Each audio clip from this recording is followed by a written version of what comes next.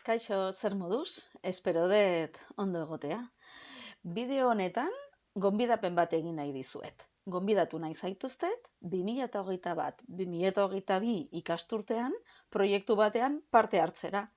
Bueno, behar bada, orain 2021-2022, urrun ikusten duzue, baina berez, orain hasi beharko genuke, prestatzen eta antolatzen zer egingo dugun datorren ikasturtean. Zertan datza proiektu hau? Hemen pixka bat komentatuko dizuet eta edozein kasutan dokumentu luzeago badaukazue, lasai eta patxadaz irakurtzeko. Ideia izango da, hemen pixkat komentatzen duen bezala, ahozkotasuna nola dinamizatu hezkuntza erakundeetan. Bueno, bai, egia da, normalean ez genuke ahozkotasuna horrela landu beharko hezkuntza erakundeetan, ahozkotasuna zentzu informalean edo eguneroko bizitzako komunikazioaren zentzuan, baina euskararen kasuan bereziki importantea da ahozkotasuna lantzea eta informaltasun hori ere lantzea, jende askorentzat zoritxarrez, eskolatik kanpo euskararen presentzia ez delako oso erresa, eta guri dagokigu hori ere lantzea. Orduan, azpititulu bezala, proiektu honen azpi izenburu gisa, hor dakazuena da, euskararen erabilera sustatzen laguntzea, ikastetxe eta hezkuntza guneetan, bizikidetzaren ikuspegitik. Hori da, hola, ideia nagusia. Konplexutasunaren teorian oinarrituz eta identifikazio desberdinak landuz kulturartekotasunean. Sarrera gisa, esan dezakegu badauzkagula adierazle batzuk esaten digutenak euskararen erabileran muga batzuk sentitzen ari gerala edo jomuga batzuk iritsi eta gero jarraibide berriak sortu behar ditugula. Besteak beste, nabaritu degulako, lehen hezkuntzan, orokorrean, baina batez ere lehen hezkuntzaren azken etapetan, erabezaroran zurbildu ahala, eta gero bigarren hezkuntzan eta unibertsitatean ere, ikasleek ez dutela inbesteko indarrik edo gogorik edo konfiantzarik euskaraz eguneroko bizitzako harremanetan aritzeko. Eta orduan, gure ideia da, leku bakoitzean, adibidez, ikastetxe desberdinetan egiten baldin bada, ikastetxe bakoitzak eukitzea bere ikuspegia edo bere forma, lan egiteko bere modua, eta guk egitea olako lotura bat gune desberdinen artean, eta horrela elkarrengandik ikasi. Ez du esan nahi leku bakoitzak egingo duela edozein gauza, baizik eta printzipio komun batzuk planteatuko ditugu proiektu honetan, eta printzipio komun horietatik abiatuz, joango gera elkarrengandik ikasten. Horrela, esan dezakegu, hor helburu gisa, hor ikusten dituzuen helburu horietan, parte hartzen duten hezkuntza erakundeetan, euskararen presentzia areagotzea, dala helburu agian nagusia, ez bakarra, baino bai nagusia, ez? Eta orduan eragin nahi dugu ikasleen hizkuntza ohitura horietan.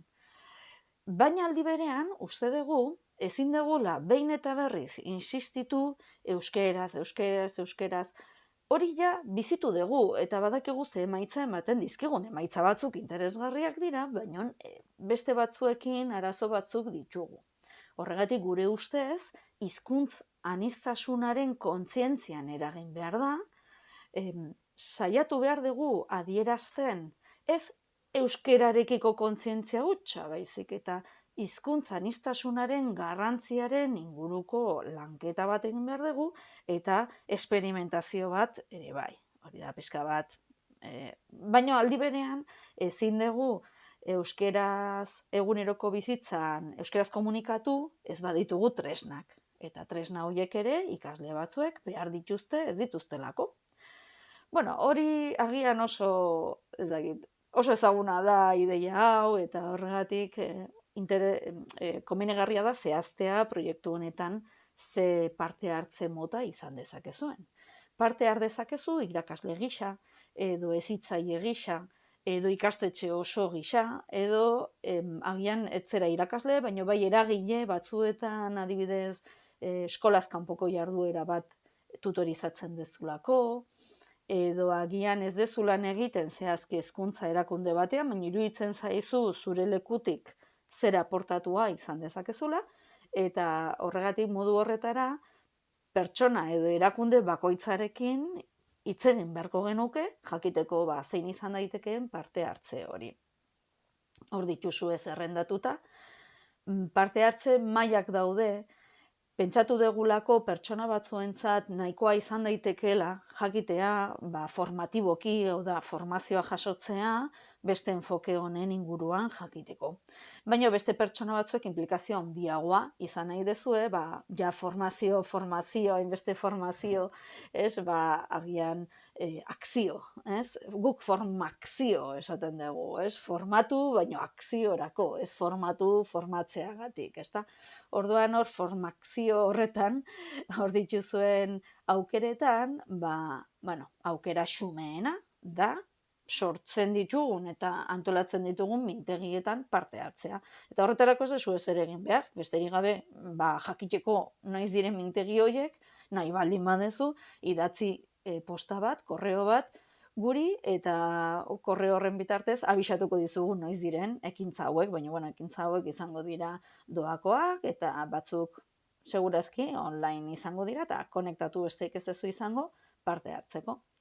Bigarren maila izango litzateke jarduera batzuk proposatzea, ez nahita nahi ez prozesu oso bat, baina bai pentsatzea zure lekutik ze jarduera mota proposatu dezakezun, zure kurrikulumean edo txertaturik edo egiten desun hori pixkat aldatuta, eta orduan hori izango litzateke modu suabe bat, bai? Agian nire irakasgaiaren barruan edo nire lan eremuaren barruan txertatu dezaket hizkuntza aniztasunaren kontzientzia lantzeko zerbait, edo agian landu dezaket zerbait ahozkotasunaren ulerkeran lagunduko duena, edo ariketa batzuk egin ditzaket, gero gure ikasleak eguneroko bizitzan trebeagoak izan daitezen ahozkotasun horretan. Hori izango litzateke oso parte hartze erresa, besterik gabe harremanetan jar gaitezke eta horrela ideiak trukatu eta normalean buruatuko litzegukeena, baino pitin bat haratago jo, edo agian oso ideia onak dituzu, baino guk ez ditugu, pertsona batzuk ez dakizkigu, eta modu bat izan daiteke edapen pixka bat emateko ditugun ideia horiei, eta baita ere konplexutzeko ideia horiek. Hirugarren lekua izan daiteke antzekoa da, horregatik kolore berean dago, laranja horretan, maila horretan dago. Eskolaz kanpoko jardueren munduan edo eremuan aldaketaren bat egitea ahozkotasunaren presentzia areagotzeko. Adibidez, gertaliteke eskola kirolean aritzea, jarriko dut hola ondixeagoa, hobeto ikusteko. Orduan gertaliteke egotea eskolaz kanpoko jardueretan eta orduan jarduera horietan nola landu gehiago ahozkotasunaren ikuspegia. Adibidez, kantagintzan edo bertsogintzan edo antzerkigintzan edo bestelako eremuetan dantzagintzan edo eta orduan nola sartu dezakezun ikuspegi hau, guk lantzen dugun ahozkotasunaren ikuspegi hau. Laugarren maila da implikazio maila altu bat. Hau da, proiektu honetan sartu nahi baldin badezu eta lan egin nahiko modu sistematikoan eta gutxienez 3 hilabetetan zehar ahozkotasuna dinamizatzeko. Orduan, kasu horretan, ja eskatzen du koordinazio baino gehiago, formazio eta antolaketarako implikazio handiagoa edukitzea. Eta orduan, orain esplikatuko dut zertan datzan parte hau. Eta 5. implikazio maila izango litzateke koordinazio osoan parte hartzea, ikerketa zereginak egitea, agian ikertzaile zeralako eta orduan gustatzen zaizu marko teorikoaren garapenean parte hartzea, edo parte hartu nahi duzu proiektuaren atal, ez dakit, koordinazio edo atal globalizatzaile horretan, edo baino igual ez dezu lan egin nahi zuzenen ikasleekin zerbait gauzatzen. Orduan, hori izango litzateke ideia. Ideia da, guk dauzkagun, edo gure momentuaren arabera, baita ere, izan litzeke, gure orain momentu hontan ze etapatan gauden edo ze momentutan gauden kontuan hartuz, zerbait egitea eta egiten dugun horretan gure artean gauzak trukatzea. Eta horrela, jakin dezakegu besteengandik eta bar. Hori baldin bada ideia orokorra, metodoaren inguruan hitz egiten hasten baldin bagera, metodoa partaidetza mailaren araberakoa izango da. Eta orduan, hitz egiten baldin badegu esandako maila indartsu hoiei buruz, hau da, implikazio handiko maila hoietan, ez besteak, baizik eta, esaten dugu behitu, ni bani joa, ez nahi dut dinamizazio honetan sartu nahi dut bete-betean, pues bani joa barrura. Eta orduan kaso horretan, laugarren partaidetza maila deitu dugun horretan, bi gauza kombinatuko genituzke. Alde batetik, bakoitzak bere gunean planteatuko du zer egin nahi duen. Ez delako gauza bera, hiri batean lan egitea, herri batean lan egitea, leku desberdinak daudenez, implikazio desberdinak daude. Eta orduan hori izango litzateke alde batetik lehenengo kontua. Nukleoak edo guneak sortuko genituzke eta gune bakoitzak erabakiko luke gurekin batera, modu autonomoan, nola egin nahi duen lan. Baina zer kombinatuko dugu, hau da, zer da komuna izango duguna prozesu honetan parte hartu nahi dugunon artean. Implikazio handiz parte hartu nahi dugunon artean. Gure proposamena da, alde batetik, esperientzia dugun ilusionismo sozialaren formak aktibatzea, eta beste aldetik hori kombinatzea EUSLE izeneko metodologiaren egokitzapen batekin. Hori izango litzateke gutxi gora bera, guk egin nahi dugun proposamena. Gure ustez, hizkuntzaren normalizazio eta biziberritze prozesuetan egindako praktika batzuk oso interesgarriak dira. Baino batzuetan, praktika horietako batzuk oso zentratuta daude edo betekizunetan edo aktivismo hutsean. Baino, emaitzek edo adierazleek esaten digute, aktivismoa momentu honetan, gazteen artean behintzat, ez dela elementu gako bat euskararen erabilera sustatzeko. Orduan, zer egingo dugu? Alde batetik, bizikidetza prozesu bat abiatu, eta bizikidetza prozesu hori izango litzateke ilusionismo soziala deitzen den lan egiteko moduetan oinarrituz, eta modu hauek dira ikasleekin eta ikasleengandik lan egitea, ez ikasleentzat, baizik eta ikasleengandik, eta horrek nahiko emaitza onak eman dizkigu bizikidetzaren aldetik eta dinamizazioaren aldetik, eta bigarrenik kombinatuko genuke batez ere Peio Jauregi eta Pablo Suberbiolak egindako lan nahiko luze eta mamitsu batean, baina bereiek lan egin dute lan munduan, lan eremuan, enpresen eremuan, nola sustatu euskararen erabilera. Gure ezaugarriak zertxobait desberdinak dira. Ikastetxeak ez dira enpresa, batzuk bai, baina esan dut lan egiteko moduak ez dira enpresarenak. Eta horregatik ezin dugu erabili metodologia bat zuzenean, enpresaren metodologia bat gure eremuan. Baina zer dauka interesgarri EUSLE metodologiak? EUSLE metodologiak proposatzen du pertsona zehatz batzuk, gutxi gora bera talde osoaren, harreman talde osoaren 20%, hor nonbait, 20% horrek hartzea konpromisoa euskeraz hitz egiteko denbora jakin batean. Eta orduan, ideia izan daiteke 3 hilabetetan zehar, denbora izango genukeela ikastetxean edo irakasgai baten barruan, ikasle guztiak edo ia guztiak rotatzeko EUSLE figuraren leku horretan. Hori da, horrela pixka bat hobeto argitzeko, berba da zuzenean hau argitu dezakegu, zer da EUSLE figura, eta horrela igual errexago ulertuko dugu elkar, ez? Hau egokitzapen bat da, bai, Jauregi eta Suberbiolaren egokitzapen bat. Ideia da, talde batek erabakitzen baldin badu proiektu osoan parte hartzea, bizikidetza proiektu osoan parte hartzea, orduan, rotatuko genuke 2 edo 3 astean behin ikasleen 20% izatea EUSLE. Hori da figura bat, EUSLE. EUSLE normalean komeni da hastea euskararekiko harreman hobea daukaten ikasleengandik, ez zailtasun edo gaitzespen handia dutenekin. Eta orduan, hasiko ginake lan egiten ikasle hauekin, eta beren konpromisoa da, besterik gabe, konpromisoa da. 2 edo 3 aste hoietan zehar, pertsona horiek, egokitutako pertsona horiek, beren taldekideekin daudenean, euskeraz hitz egin behar dutela. Hori da konpromisoa. Hau da, ez da etengabe momentu oro euskeraz egitea. Edo besteei esatea euskeraz egin dezatela. Hau da, ez da hizkuntz polizia bat. Baizik eta da pertsona bat, pertsona kasu horretan izango ziren, 3, 4 edo 5 pertsona, konpromisoa hartzen dutenak, modu esperimentalean, hau da, esperientzialean, ulertzeko zer dan euskeraz hitz egitea eta soilik euskeraz, denbora horretan euskeraz egitea.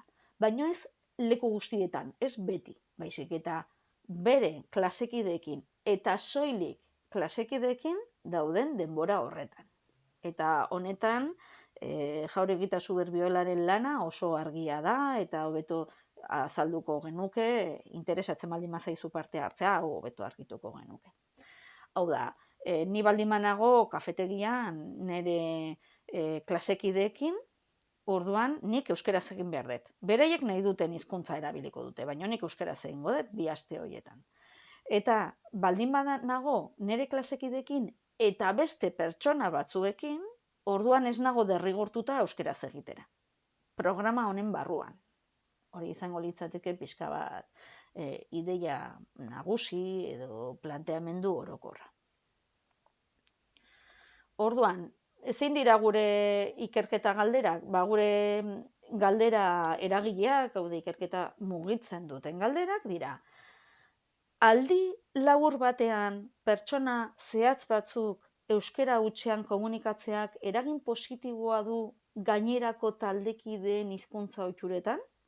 Hor disonantziarekin lotutako oinarri bat dauka, eta oinarri teorikoak ez ditugu orain azalduko, hor idatzita daude eta nahi duenak gehiago jakin dezake.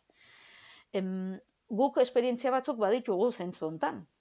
Hau da, jarduera informalak gauzatu ditugunetan, edo partaidetza jarduerak gauzatu ditugunetan, pertsona zehatz batzuek euskeraz egiten dutenean, bapatean askok aldatzen dutela beren hizkuntza ohitura.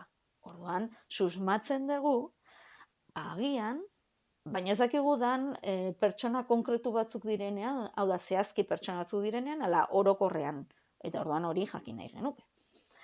Hizkuntzan eta giza komunikazioaren elementu sortzaileak eta dimentsionistasunak lagungarriak dira bizikidetza konplexutasunez dinamizatzeko, zer esan nahi du honek, behar ditugula gure ustez, hori da beste hipotesi bat, gure ustez, komunikatzeko tresna gehiago behar ditugu. Bizikidetza hori dinamizatzeko hezkuntza erakundeetan. Ze tresna izan daitezke? Izan daitezke adierazpen plastikoko tresnak. Giroa aldatzen dutenak edo gorputzaren posizioa aldatzen dutenak. Baina agian izan daiteke sorkuntza literarioa, edo izan daiteke dantza mugimendua, edo izan daiteke antzerkia, edo izan daiteke kirola. Ez dakigu ea beste komunikatzeko forma batzuk kombinatuta eta modu kreatiboan landuta ea laguntzen diguten bizikidetza giro on bat sortzen, zeinetan ikasleek konfiantza sentituko duten euskeraz lasai komunikatzeko beste gauza batzuk egiten dituzten bezalaxe. 3. galdera izango litzateke, ea hizkuntzaren eta giza komunikazioaren elementu sortzaileak eta dimentsio anizdunak ea lagungarriak diran euskeraz komunikatzeko trebetasuna areagotzeko. Hau da, ze zentzutan falta diren tresnak, baliabideak, baina ez hizkuntz baliabide zehatzak, baizik eta komunikazio baliabide desberdinak eta bizikidetzazkoak. Orduan, ea bizikidetzazko giro horrek laguntzen ote digun, jendeak gogo handia izan dezan euskeraz hitz egiteko. Hurrengo galdera da, hizkuntza aniztasunaren kontzientziak eragina badu ikasleen hizkuntza ohituretan? Eta zesan nahi du hizkuntza aniztasunaren kontzientziak? Ez bakarrik euskararen aniztasunaren kontzientzia, baizik eta ulertzea zenbat hizkuntza dauden presente edozein komunitatetan, hizkuntz komunitateak normalean anitzak direlako, edozein auzotan normala da, adibidez 8 edo 10 hizkuntz presente egotea, kasu zehatz batzuetan izan ezik, baina leku askotan hala da, familiarengatik edo ohitxuragatik edo kulturagatik edo bestelako arrazoiengatik. Eta orduan ulertzea ze garrantzitsua den hizkuntza aniztasunak, ea horrek laguntzen dion euskarari. Eta azkenik, areagotu daiteke euskararen erabilerarako nahia edo beharra bizikidetzaren o ardatza bizikidetzan jarriz. Zergatik, askotan euskara erabiltzea sustatzeko jarduerak edo tresnak lotuta daudelako zigor eta sariekin. Euskaraz hitz egin dezue, izar bat emango dizue. Hori da zigor eta sari logika konduktista da, eta orduan normalean saria edo zigorrak kendu bezain laster, desagertu egiten da portaera. Eta orduan horrek eskatuko liguke leku guztietan egotea hizkuntza polizia bat. Eta hori, neu behintzat ez dut gogo handirik horrelako bizimoduan ibeltzeko. Orduan bi gauza, ahozkotasuna dinamizatzeko, konbinatu nahi dugu euslearen rol berezia eta interesetatik abiatutako proposamenen dinamizazioa. Hau da, ilusionismo sozialetik egiten dugun hori. Eta orduan, denbora jakin batean, astero bizikidetza modu irekian lantzeko proposamena egin nahi genukena. Ez dakit, askoz gehiago hitz egin dezaket, eta gainera ikusten dezue jore daukadala asko berriketarako. Eta,